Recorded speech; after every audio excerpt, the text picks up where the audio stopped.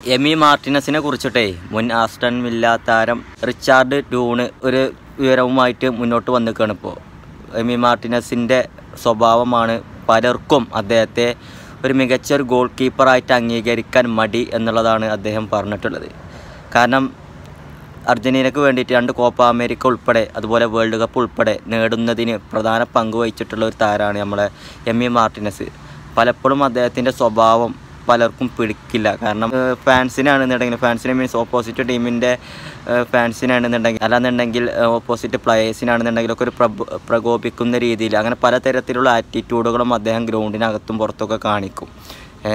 അപ്പോൾ ആ ഒരു സമീപനമാണ് പലർക്കും അദ്ദേഹത്തോട് ഒരു വെറുപ്പ് അല്ലേ.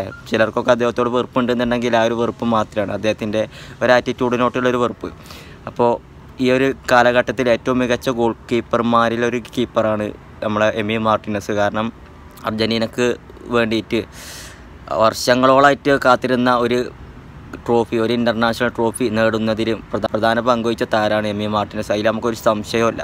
കാരണം പല സേവുകളും അദ്ദേഹത്തിൻ്റെ പെർഫോമൻസ് ഗ്രൗണ്ടിൽ ഇറങ്ങിക്കഴിഞ്ഞാൽ അദ്ദേഹത്തിൻ്റെ ആറ്റിറ്റ്യൂഡും അദ്ദേഹത്തിൻ്റെ ഒരു പാഷനൊക്കെ നോക്കുമ്പോൾ നമുക്ക് തന്നെ മനസ്സിലാവും അദ്ദേഹത്തിൻ്റെ ഒരു ലെവൽ. ആ കീപ്പർ വന്നത് മുതൽ നമുക്ക് പല മാറ്റങ്ങളും അർജൻറ്റീന ടീമിൽ നമുക്ക് കണ്ട് തുടങ്ങി അല്ലേ.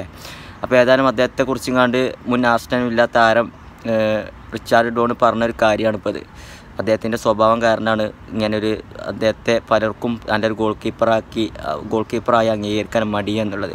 നമ്മളെ ഒരു കായിക താരമാകുമ്പോൾ നമ്മളൊരു സ്വഭാവം കൂടി നന്നാവേണ്ടതുണ്ട് എന്നൊക്കെയാണ് ഇപ്പോൾ അദ്ദേഹം പറഞ്ഞിട്ടുള്ളത്. ഏതായാലും എമി മാർട്ടിനസിൻ്റെ വരവോട് കൂടി അർജൻറ്റീനക്ക് നേടാൻ പറ്റാത്ത പലതും അവർ നേടിത്തുടങ്ങി അല്ലേ.